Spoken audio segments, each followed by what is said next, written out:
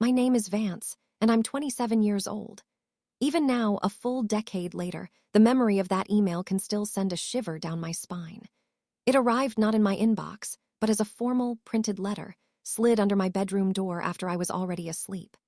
The next morning, I saw the stark words, immediate expulsion, and my world, or at least the carefully constructed future I had planned for it, fractured into 1,000 pieces. I remember the chill in my parents' voices, the quiet, devastating pronouncement from Principal Martinez, and my own quiet acceptance, a resignation born of years of being told to keep my head down and not make waves. I thought it was over. I thought my dreams of college, of a life beyond the rigid expectations of my family, were gone forever. What I didn't know was that my father's law firm, a titan of an organization that usually dealt with corporate mergers and international arbitration, was about to send one very specific, very precise letter. And that letter would turn my entire world and the lives of those who wronged me inside out. Before I dive into the incredible, terrifying, and ultimately triumphant details of that battle, I want to take a moment to say hello to all of you. If you're watching for the first time, thank you for stopping by. Please hit that subscribe button and ring the notification bell so you don't miss any of my stories about finding your voice, standing your ground, and reclaiming your power. And for my incredible community of returning subscribers, welcome back. Let me know in the comments where you're tuning in from today. It always means so much to me to connect with you all. Now, let's go back to that pivotal moment, the day my quiet acceptance was shattered by an unexpected and, frankly, earth-shattering intervention. My life today is a testament to resilience, a vibrant contrast to the monochromatic existence I once led. I'm a lead architect at a boutique firm specializing in sustainable urban spaces. My days are a whirlwind of creative problem-solving and meticulous detail. One day might find me in a hard hat on a construction site, overseeing the installation of a green roof. The next, I'm hunched over my drafting table, sketching out the initial concepts for a community park, or presenting complex blueprints to a panel of skeptical city planners. My work is demanding, requiring not just technical skill, but also a deep understanding of human connection to space. I thrive on the challenge, on seeing abstract ideas materialize into tangible, living structures. It's a career I built from the ground up, fueled by a fierce independence forged in the fires of my youth. My home is a modern loft apartment in the heart of the city's burgeoning arts district. Sunlight streams through expansive windows, illuminating my collection of abstract art and the dozens of potted plants that transform my space into an indoor jungle. My financial situation is stable, a stark contrast to my past anxieties. I've built a comfortable life for myself, one where I no longer worry about every bill or every unexpected expense. In my free time, I find solace in urban gardening, tending to a small plot in a community garden on the rooftop of my building, coaxing life from the soil amidst the concrete jungle. I also love hiking the trails just outside the city, losing myself in the rhythm of my own breath and the vastness of nature. My friendships are a small, tight-knit circle of kindred spirits from college and work. They know me as the confident, focused architect with a dry wit and an unshakable sense of integrity. There are no romantic entanglements in my life right now, a conscious choice to prioritize my career and my well-being after years of putting others first. Every morning, I wake before dawn, run through the quiet city streets as the sky shifts from indigo to rose, then return home to my sun-drenched sanctuary, ready to face the day on my own terms. My life is a testament to the fact that you can truly build your own destiny, brick by painstaking brick. To truly grasp the magnitude of the storm that erupted over my expulsion, you need to understand the family I grew up in. My parents, Arthur and Vance, were not just lawyers, they were titans in their respective fields. My father, Arthur, was a senior partner at Vance and Associates, a law firm whose name adorned skyscrapers and represented Fortune 500 companies. My mother was a brilliant corporate litigator, known for her razor-sharp intellect and an unshakable composure that could disarm the most aggressive opponents. Our home was less a haven of warmth and more a meticulously managed professional enterprise. Emotions were inefficient. Discussions were debates, complete with opening statements and closing arguments. They were respectable, influential, and utterly detached from the messy realities of human feeling. Their expectations for me and my older brother, Leo, were not spoken as desires but as mandates. Excellence was not an option, it was the baseline. Leo, 3 years my senior, was the golden child. He had inherited my father's sharp mind and my mother's effortless charm. He glided through school with high grades, excelled in debate, and effortlessly networked with the right people. For him, the path to law school, to joining the family firm, was a given, an easy transition. He rarely faced the same intense pressure I did, perhaps because he fit so seamlessly into the mold our parents had created. I, on the other hand, was always the anomaly. I was drawn to art, to literature, to the chaotic beauty of the urban landscape. I saw the world in shades of possibility, while they saw it in black and white legal precedents. Family dinners were less about shared meals and more about performance reviews. My father would inquire about my academic progress with the detached air of a CEO reviewing quarterly reports. "How are your AP calculus scores trending? Are you on track for an A?" My mother would dissect my extracurricular activities, analyzing them for strategic advantage. "Your volunteer hours at the hospital are commendable, but have you considered a leadership position in a more prestigious organization? That looks better on a college application." My quiet achievements, like winning a regional poetry contest or having my artwork selected for a local gallery exhibit, were met with a polite, almost bewildered, "That's nice, dear. Have you decided on your pre-law courses yet?" It felt like I was a project, an investment they were meticulously managing to yield a specific return. A spot in an Ivy League university, followed by law school, and eventually a partnership in the firm. I wasn't seen for who I was, but for who I was supposed to become. I remember one particular formal family dinner when I was about 8 years old. I had just won first place in a citywide art competition for a watercolor painting of our old family dog. I was bursting with pride, clutching the framed certificate. At the dinner table, I hesitantly brought it up. My father nodded. "That's very expressive," my mother added. "You have a lovely hand for detail. Perhaps you could apply that to drafting legal briefs someday. Have you considered joining the math club? Logic is the foundation of all disciplines."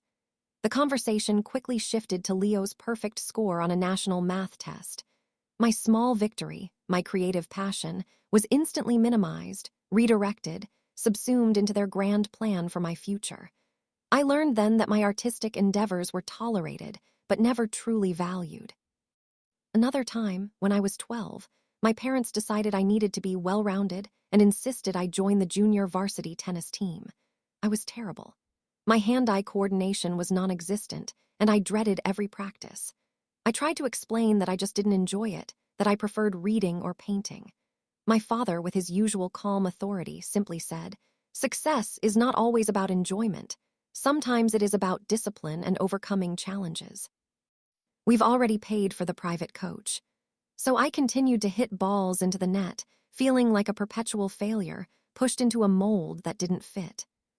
When it came time to select my elective courses for high school, I desperately wanted to take advanced art, creative writing, and drama.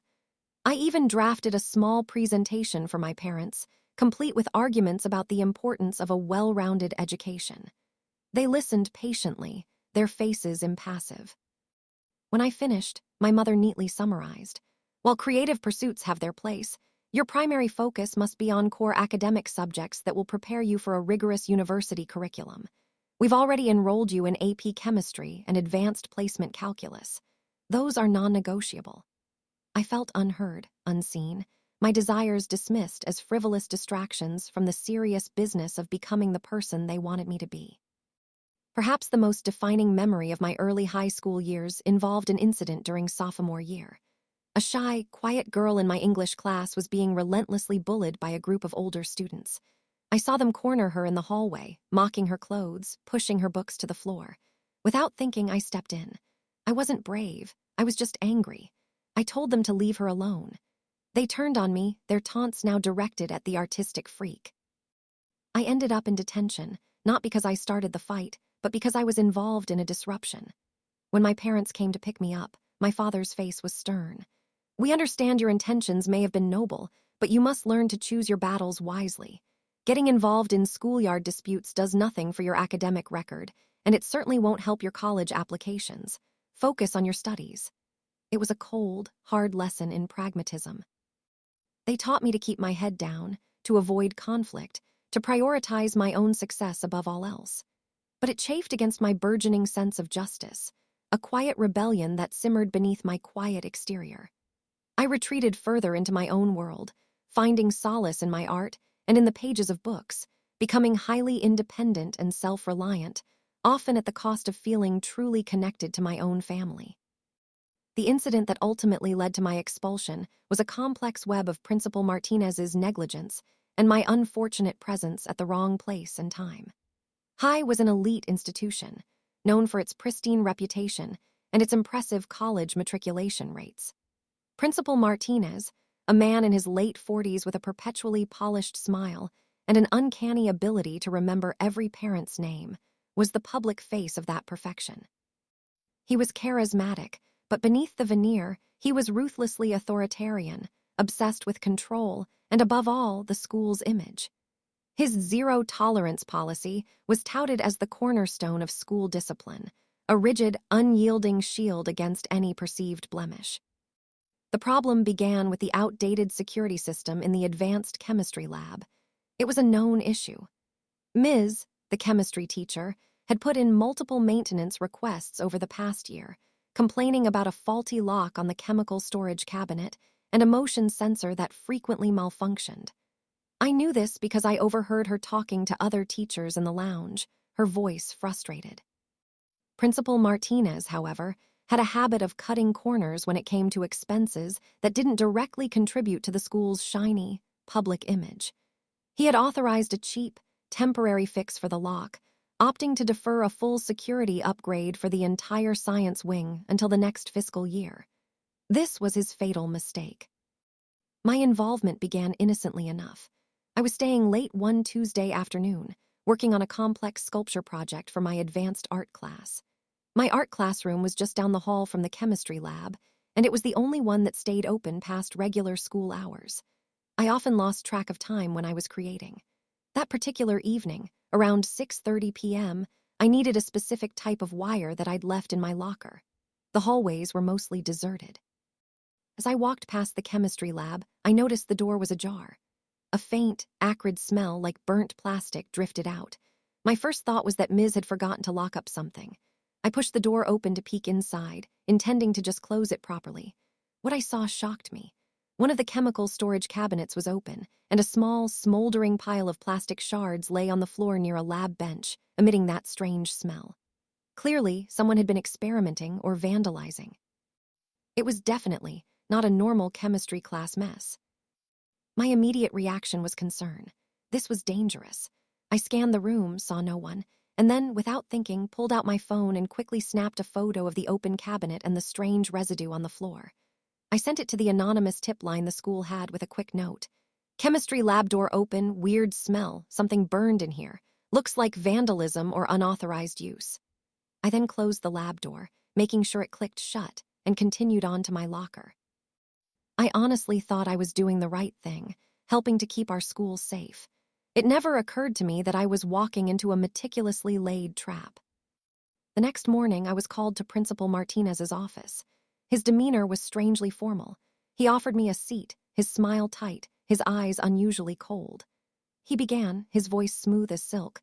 "We received an anonymous tip about the chemistry lab yesterday evening, and we have security footage showing you entering and exiting the lab around 6:35 p.m. My heart started to pound. "Yes, Mr. Martinez," I said, trying to keep my voice steady. "I saw the door open and I noticed a strange smell. I thought I should report it." He nodded slowly. "And did you perhaps enter the lab yourself, perhaps to investigate?" "I just glanced inside to see what it was and I saw the burnt plastic," I explained. "I closed the door and reported it." "I see," he said, tapping a pen against his desk. "Because you see, Ms. reported a small quantity of a very specific, highly regulated chemical, a corrosive agent, missing from that very cabinet this morning. And we found traces of that chemical near the smoldering plastic you reported. It appears someone used it to melt through a plastic container." My stomach dropped. "But it wasn't me. I just saw it." We also have reports from Ms. about your recent struggles in chemistry class, he continued, ignoring my protest. Perhaps you were trying a forbidden experiment, or perhaps you were angry about your grade. I felt a wave of nausea. No, that's absurd. My grade is not good, but I would never. He interrupted, his voice hardening. High has a zero-tolerance policy for vandalism, for theft of school property, and for unauthorized access to secured areas, especially chemical labs. Given your presence, your reported observation, and the missing chemical, the evidence is quite conclusive. Your actions have compromised the integrity and safety of this institution. He leaned back, his gaze unwavering. I'm afraid your story doesn't align with the facts. Effective immediately, you are expelled from High. He handed me a crisp white letter. The words swam before my eyes: gross misconduct, violation of school policy, immediate expulsion. My breath caught in my throat. This couldn't be happening. My future, everything I had worked for, shattered in a single, calm sentence. But I saw someone else, I stammered, desperation making my voice tremble. I didn't do it. Someone else must have been there before me. He simply shook his head. We have no other evidence of anyone else in that area at that time. Good day. He stood up, signaling the end of the conversation. I walked out of his office in a daze, the heavy door clicking shut behind me, sealing my fate. The coldness of the hallway seemed to mirror the emptiness in my chest. Other students stared, their whispers following me down the hall as I clutched the expulsion letter like a death sentence. The phone call home was perhaps the hardest part. My mother answered, her voice brisk. What's wrong? You sound upset. I choked out the words, the shame and fear making them stick in my throat. Mom, I've been expelled. There was a beat of silence, a terrifying, heavy silence. Then my father's voice, calm and controlled, came through on the extension. Expelled on what grounds? I explained, my voice cracking, the fabricated story Martinez had woven. When I finished, my mother's voice was icy calm. This is preposterous. Arthur, tell me this is preposterous. My father's tone was one of suppressed fury. We'll handle this. We'll get to the bottom of it. Just come home. There was no comfort in their words, no embrace, just a promise of legal action. The hours and days that followed were a blur of numb shock. I felt like a pariah, my academic future ripped away. I barely ate, couldn't sleep, my mind replaying Martinez's calm, damning voice. My friend Maya, the only person I truly connected with came over, her eyes wide with disbelief.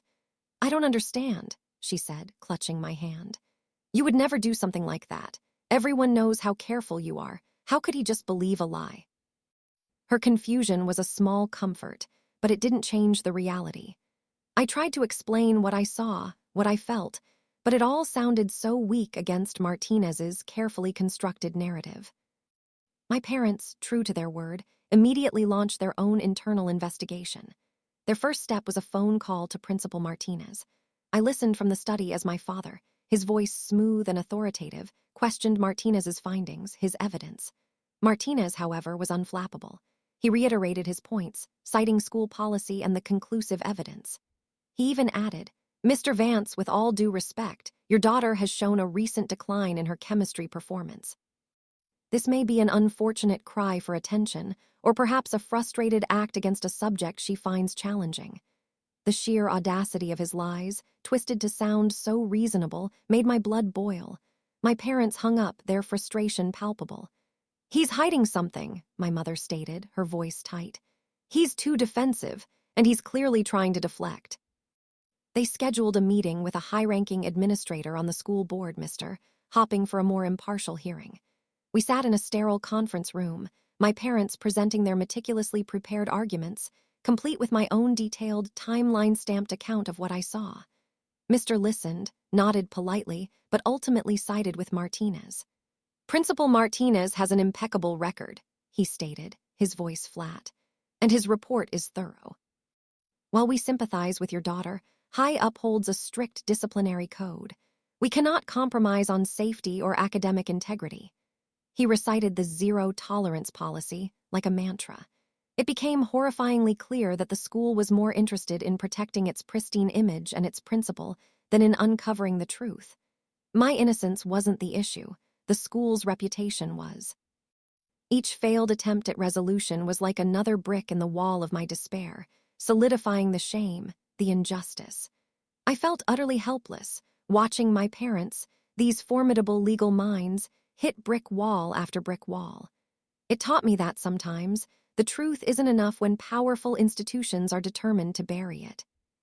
But my father, Arthur Vance, was not a man who accepted defeat, especially when it came to injustice, and most especially when it involved his own family. The moment he realized polite appeals and administrative meetings wouldn't work, he made a decision that would shake the very foundations of High. He didn't just call his law firm, he mobilized an entire team. He assigned two of his sharpest junior partners, Ms. and Mr. Davies, to my case, treating it with the same gravity as a multi-million-dollar corporate lawsuit. Their approach was methodical, relentless, and completely detached from emotion. They saw me not as a heartbroken teenager, but as a key witness, a source of facts. I sat through hours of interviews, recounting every detail, every suspicion, every interaction with Principal Martinez. I felt like I was being cross-examined, but this time, the questions were designed to uncover the truth, not to twist it. They asked about Ms., about her complaints, about the school's budget for security, about any rumors I'd heard regarding corners being cut. They interviewed Maya, who, despite her fear, quietly corroborated my account of seeing the open lab door earlier that day. Ms., a formidable woman with piercing blue eyes, even visited the school under the guise of an alumni interest tour, subtly assessing the security protocols, the state of the locks, the general atmosphere. The aha moments came in a slow, steady trickle, building into a powerful torrent of evidence. First, Mr. Davies, using his firm's vast resources, managed to get access to the school's internal maintenance logs. There, buried deep within hundreds of routine requests, were not one, but three distinct maintenance requests from Ms., dating back 6 months, explicitly detailing the faulty lock on the chemical storage cabinet and the intermittent failure of the motion sensor in the advanced chemistry lab. Each request had been marked, resolved with temporary fix, or deferred to next budget cycle. This was the first concrete proof that the school, and by extension, Principal Martinez, knew about the security flaw. Then, through discreet interviews with several janitorial staff, conducted off-campus and anonymously, Ms. discovered that Principal Martinez had a reputation for overriding security concerns if they were deemed too expensive or too disruptive to school image. One janitor specifically mentioned seeing Martinez himself replace a broken lock on a storage closet with a flimsy, cheap padlock just weeks before my incident, rather than calling a professional locksmith. But the true smoking gun, the piece of evidence that would blow Martinez's meticulously crafted lie out of the water, came from an unexpected source. My father, leveraging his deep connections within the legal and financial world, managed to obtain a copy of High's internal budget review from the previous fiscal year. Buried within the financial reports was a proposal from the school's external security consultant recommending a full security system overhaul for the science wing, specifically citing vulnerabilities in chemical storage and unauthorized access points. The proposal included a detailed cost breakdown. Beside it, in Principal Martinez's own handwriting, was a note. Decline. Prioritize aesthetic upgrades for main lobby and gymnasium. Too costly. This was it. A direct, undeniable paper trail proving that Martinez had knowingly ignored a critical security warning, prioritizing cosmetic improvements over the safety of the students and school property. He hadn't just made a mistake.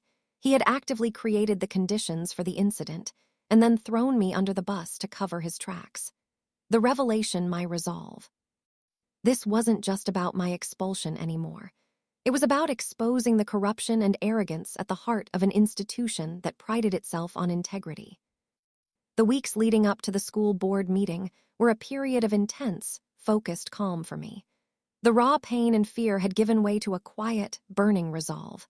My parents' law firm had assembled a formidable dossier, each piece of evidence meticulously organized, cross-referenced, and ready to be presented with devastating precision. My father, Arthur, had decided on a direct, unsparing strategy. We would bypass further appeals to Principal Martinez and take our case directly to the High School Board of Directors in an emergency session. The goal was not simply my reinstatement, but total accountability for Martinez. My role was clear: to be composed, articulate, and unwavering in my truth. I spent hours with Ms., reviewing the evidence, rehearsing my testimony, preparing for every possible question and deflection from Martinez's legal team. She taught me to detach from the emotion, to focus only on the facts, to present my case with the same cold, rational logic my parents applied to their corporate battles.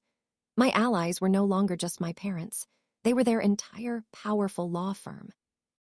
Maya, my friend, though not directly involved in the legal proceedings, remained a steadfast source of quiet support, sending me encouraging texts and reminding me that she believed me. There was no more crying, no more pleading. There was only determination. I was ready.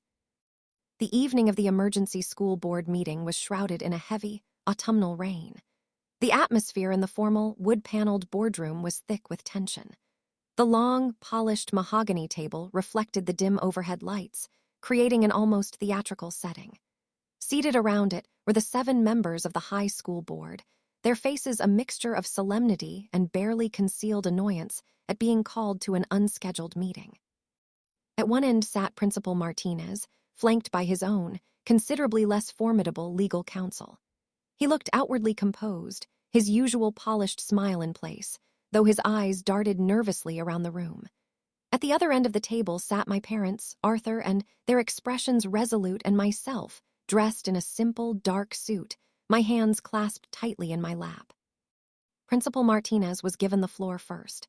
He stood with practiced ease, his voice resonating with authority as he reiterated his initial report. He spoke of his unwavering commitment to student safety, the strict adherence to the zero-tolerance policy, and painted a picture of me as a misguided student who had committed a serious breach of trust. He presented his circumstantial evidence, carefully omitting any mention of the faulty lock or the ignored security reports. His performance was flawless, designed to convey competence and integrity. He finished with a flourish, his gaze sweeping across the board members, seemingly confident in his control of the narrative. Then my father, Arthur Vance, rose. He moved with a quiet power that commanded attention. He didn't raise his voice or engage in dramatics. His presentation was in legal precision. "Members of the board," he began, his voice calm and clear, "we are here tonight not to appeal a disciplinary decision, but to expose a profound failure of leadership and a deliberate cover-up that resulted in my daughter's unjust expulsion." A ripple went through the room. Martinez stiffened. My father began laying out the evidence, piece by meticulous piece. A large screen descended behind the table, and Mr. Davies, my father's junior partner, began projecting documents. First, the series of maintenance requests from Ms. detailing the faulty lock and the malfunctioning motion sensor. Each date, each specific complaint, highlighted in bold red. Martinez shifted in his seat, a bead of sweat forming on his temple. "Principal Martinez," my father asked, his voice devoid of accusation, "can you explain why these critical security concerns were not addressed with permanent solutions?" Martinez stammered. They were minor issues. They were addressed. "Addressed with temporary fixes, yes," my father countered, his voice still calm, "but not permanently, according to your own financial records." He then projected the security consultant's proposal for a full security overhaul, its detailed recommendations clear. And then the damning memo, Principal Martinez's own handwriting, decline, prioritize aesthetic upgrades for main lobby and gymnasium, too costly. The image filled the screen, undeniable. A gasp went through the room. The board members leaned forward, their faces etched with shock and dawning fury. Principal Martinez, a stern-faced board member, Mrs. No relation to the attorney, interjected, her voice sharp with disbelief. "You deliberately ignored a professional security assessment to save money and prioritize cosmetic enhancements. This is unacceptable." Martinez's polished cracked. He tried to speak, but his words caught in his throat. My father continued, presenting sworn affidavits from the janitorial staff detailing Martinez's history of cutting corners on security. He then calmly debunked every single piece of evidence Martinez had used to implicate me, showing how it was either circumstantial, twisted, or outright fabricated. He explained how my anonymous tip was corroborated by security camera footage, showing me briefly entering and leaving the lab, before the damage, and how Martinez had purposefully edited the footage shown to exclude earlier timestamps. The air crackled with tension. Martinez's lawyer was pale, whispering frantically to his client. Finally, my father turned to me. "Would you like to address the board?" I stood, my legs surprisingly steady. My voice, when it came, was clear and unwavering, filled not with anger, but with the quiet power of truth. "Members of the board, I saw a security risk and I reported it because I believed it was my responsibility to keep my school safe. I did not vandalize the lab. I did not steal chemicals. Principal Martinez expelled me to cover up his own negligence, to protect his reputation at the expense of my future. I simply ask that my name be cleared and that justice be served." I looked directly at Principal Martinez. His face had gone from confident to pale to a mottled, angry red. He was breathing heavily, his eyes wild with desperation. He lunged forward slightly, as if to protest, but his lawyer put a restraining hand on his arm. The board members, once skeptical, now looked at Martinez with utter disgust. The power had irrevocably shifted. The principal, once the untouchable authority figure, was now just a cornered, exposed man. The board's decision was swift and unanimous. The votes were cast with chilling precision. The board finds that Principal Martinez engaged in gross negligence, deliberately misleading this board, and unjustly expelling a student to cover his own malfeasance, announced the chairwoman, her voice stern. Effective immediately, Ms. Vance's expulsion is rescinded. Her academic record is cleared, and a formal letter of apology will be issued to her and her family. As for Principal Martinez, his employment with high school is terminated, effective immediately. He is also barred from employment in any capacity within the school district. An investigation into potential legal ramifications of his actions will commence. Martinez stood frozen, his jaw slack, his face a ghastly white. His career, his meticulously built reputation, shattered in a single devastating sentence. It wasn't the triumphant feeling I expected, but a deep, profound sense of justice, a quiet satisfaction that resonated deep in my bones. The burden I had carried for weeks, the crushing weight of shame and injustice, simply lifted, leaving me feeling lighter than air. The immediate fallout was immense and swift. News of Principal Martinez's dismissal spread through High like wildfire. Students whispered in the halls, teachers exchanged shocked glances. An official statement was released by the school board the following day, a carefully worded press release acknowledging administrative changes and a renewed commitment to transparency and student welfare. While it didn't explicitly detail Martinez's malfeasance, the undercurrent was clear. For me, the first tangible consequence was the official letter of apology, crisp and formal, delivered by courier. It acknowledged the unjust nature of my expulsion and formally cleared my record. Returning to school, I was met with a mix of awe and awkwardness from my peers. Some avoided my gaze, others offered hesitant smiles of congratulations. Maya was overjoyed, hugging me tightly. The power dynamics within the school shifted subtly. Students no longer feared Martinez, but a new, quiet respect for justice and for my family's determination settled over the campus. For Principal Martinez, the consequences were devastating and public. His name, once synonymous with excellence, now became a byword for scandal. Local media picked up the story, albeit with carefully worded reports that avoided outright slander. But the implications were clear. He was a man who had tried to save his own skin at the expense of a student's future. His reputation in educational circles was utterly destroyed. He was blacklisted, unable to secure another position in any reputable school district. He attempted to sue the school board for wrongful termination, but my father's firm, still representing me easily crushed his claims, using the very evidence that had sealed his fate in the board meeting. He simply vanished from the public eye. For my parents, the outcome was a quiet triumph, not in a celebratory sense, but in a profound shift in our relationship. There were no effusive congratulations, no emotional displays. Instead, there was a quiet, almost imperceptible nod of respect.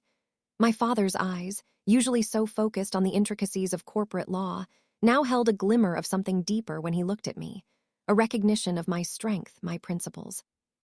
My mother, too, seemed to see me in a new light, not just as a project to be molded, but as a formidable individual who had stood her ground against a powerful adversary. The battle had forged a new bond between us, one built on mutual respect and a shared understanding of justice. My academic path, initially derailed, was now back on track, but with a crucial difference. The experience changed my perspective on college. I no longer blindly chased Ivy League dreams. I sought out universities that prioritized critical thinking, ethical leadership, and creative expression over pure prestige. I used the expulsion and subsequent fight for justice as the centerpiece of my personal statement, writing about resilience, integrity, and the power of standing up for truth. It was a story that resonated with the admissions committees, leading me to a program that truly nurtured my passion for architecture and design, a path I would never have chosen if I had remained on their predetermined course.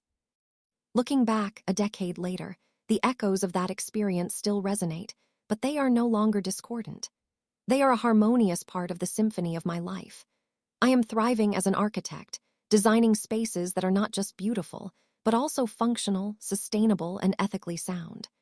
My career is a direct manifestation of the values I fought for in that boardroom: integrity, transparency, and a commitment to building something better. For instance, my current project involves designing a series of affordable, energy-efficient housing units for a struggling neighborhood, a far cry from the opulent, image-driven architecture my father's firm often dealt with. I fight for the best materials, for community input, and for fair labor practices, mirroring the fight for justice I waged for myself. My passion for urban gardening is not just a hobby. It's a quiet rebellion against the cold, manufactured perfection that once defined my world. It's about creating life and beauty in unexpected places, just as I created a new life for myself from the ashes of a shattered dream. My friendships are deeper, more authentic now. I no longer seek external validation, no longer feel the need to conform to anyone's expectations. Sarah and Ben, my two closest friends from college, have been with me through thick and thin. We often spend our weekends hiking or exploring new art exhibits, our conversations flowing easily, punctuated by laughter and genuine understanding. They know the full story of my past, and they admire the strength it took to emerge from it. There's a peaceful stability in my mental health now, a freedom from the constant hum of anxiety and fear that once permeated my existence. The quiet strength I gained from that battle has infused every aspect of my being, allowing me to navigate challenges with resilience and a clear sense of purpose. My loft apartment, filled with the warmth of natural light and the vibrant greenery of my plants, is a sanctuary I built for myself, a tangible representation of my self-made peace. And Principal Martinez, he effectively disappeared from public life. Rumors surface occasionally, a low-level administrative job in a distant state, a quiet, isolated existence. His reputation, once so pristine, remains in tatters. The public fall from grace was complete. I don't harbor bitterness towards him now, only a quiet understanding of the power dynamics at play and the profound lesson he inadvertently taught me. The most profound growth, however, has been in my relationship with my parents. It's no longer the formal, transactional dynamic of my youth. The fight for my expulsion had been a shared crucible, and we emerged from it changed. They saw my unyielding integrity, my refusal to be silenced, and I saw their formidable power wielded for justice, not just profit. We communicate more openly now, sometimes even sharing personal insights. My father, surprisingly, has started asking for my opinion on ethical dilemmas in his own cases, something unimaginable years ago. My mother occasionally sends me articles about sustainable architecture, an unspoken acknowledgement of my chosen path. We still have our moments, but there's a bedrock of mutual respect that wasn't there before. What did I learn from all of it? I learned that truth is a powerful weapon, but only if you have the courage and the resources to wield it. I learned that fear can make good people complicit, but that courage can turn an entire system on its head. I learned that my self-worth was never dictated by a principal's signature on an expulsion letter or by my parents' preordained plans for my life. It was, and always will be, determined by my own actions, my own integrity, and my unwavering commitment to my principles. If I could go back and tell my 16-year-old self, sitting alone in her room, tears silently streaming down her face, I would say this: your truth is your shield. Don't let anyone rewrite your story. This pain is not the end. It is the forge where your true strength will be tempered. And one day, you will build a life so full of purpose and authenticity that their attempts to diminish you will become nothing more than a faint, distant echo. Healing comes not from forgetting the past, but from transforming it into a foundation for an even stronger future. The impact of my story has subtly rippled outwards. Maya, my steadfast friend, often tells me how my courage inspired her to speak up more in her own life. In my professional sphere, the quiet integrity with which I approach my work resonates with clients who value more than just blueprints. Sometimes, I volunteer a few hours a month at a local nonprofit that offers legal aid to students facing unfair disciplinary actions. It's a small way to pay forward the incredible support I received, to remind others that they too can fight back, that their voice matters. Thank you for listening to my story tonight. It's a testament to the fact that even when the world tries to expel you, you have the power to write your own glorious comeback. If you've ever been unfairly accused or had to fight for your truth, please share your experience in the comments below. Let's create a space where we can celebrate our resilience and empower each other. Don't forget to like this video, subscribe to the channel, and share this story with anyone who needs a reminder that courage can change everything. Remember, your story is yours alone to write, and it can be a masterpiece.